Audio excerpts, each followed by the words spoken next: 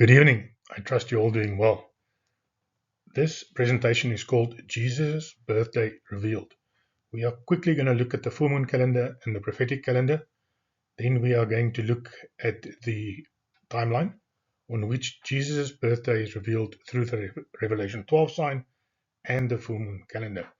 And I'm pretty sure this is going to blow you away. Then we're quickly going to look at the Revelation 12 sign using stellarium, not a live stellarium, just pictures. And then we're quickly going to look at Jesus' birthday using stellarium. Okay, so before I begin, I just want to show you guys, this is the year minus 20, and I worked out the beginning of the year from minus 20 to, I don't know, many years, and even up to 1,000 I was looking, and when it's in black, it means that the beginning of the year was the same for the full moon calendar and the prophetic calendar. And this is just to show you that there was no difference between the two 2,000 years ago. And I even checked up to 500 years after Christ and still didn't find a difference. And then I spot checked up to about 1,000 years after Christ. So it started in that region, about 1,000 years ago, the difference between. But back in the days of Christ and before, it was the same calendar. They were running on the same. Whether you looked at the moon after the equinox full moon or after Spica full moon, it was the same date. You can see I'm already in the year 22 here, and it's still going. I did as many, this is the year 32, but I put the Mazzaroth in here for previous slide. So yes, I think I did it every year up to about 50 after Christ, and then I started spot checking from then every 50th year, and then every 100th year, and so forth. This is just to show you guys that the two calendars were fully in sync. Okay, now we get to Jesus' birthday revealed. Those of you that saw my last video will recall that I said, okay, that's the Revelation 12 sign discussed with a tone of finality in my voice. But little did I know that the Revelation 12 sign wasn't done with me yet. So I was looking at the Revelation 12 sign, and in Revelation 12 it's a baby being born. And it signifies God as the first fruits and also the body of Christ. But then I know God, and He does nothing without a reason. And I thought, but why would He choose the 23rd and 24th? When He was putting everything together, He could have chosen any day. And it made me think, but that must be an anniversary of His birthday. So I turned to the calendars.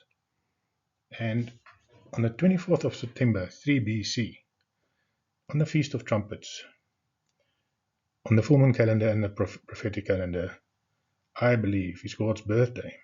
And He was 33 years, 217 days old when He was crucified.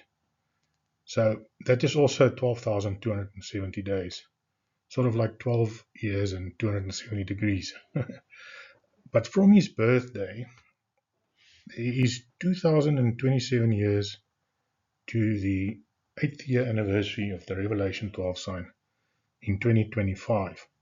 This is also the 23-24 September mentioned by Joshua, which started the whole process, the Exodus journey, and I also refer to it as the Jericho journey. Then I looked at the sign itself. It's flanked by signs in the heavens, heavenly signs. God would not do something like this without a deeper meaning. And I looked at the days up here, and I realized 33 days. That's the age of Jesus when He was crucified. Then I looked at the 27, and I saw from His birthday, it is 2,027 years. He gives us indicators all over the show. And then it runs, So some sites on the internet would say that Jesus was born 4 BC, and they would say, King Herod died and all that. But I'm telling you now, they lied. People lie all the time.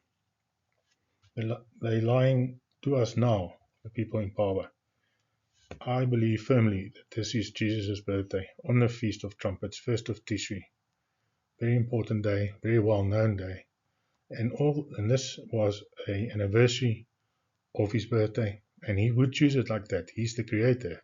Why would he have symbolism? I mean, Revelation is him talking to John. Why would he have that in there? The baby being born, that signifies himself and the body of Christ on any other day but his birthday. So now I finally think I can say that the Revelation 12 sign has been completed. Okay, now we briefly get to the Revelation 12 sign on the 23rd and 24th of September. I'm sure you've all seen this before. It's just a woman clothed with the sun, moon at her feet, and Jupiter was in the womb for 9 months and just exited. And that's on the 23rd of September. And if you look at the 24th of September, Jesus' birthday, the moon has moved on into the scales. The scales represent judgment. Jesus doesn't just come to save his people, he also comes to judge the world. Okay, this is only in here because I find it interesting. I'm not an astronomer and I don't know much about the stars. But this is the day before Jesus' birthday, year -2. Take note that programs like Stellarium, they use a 0, so that's actually 3 BC. And the moon is in Adar, and you can see there's the sign of Adar.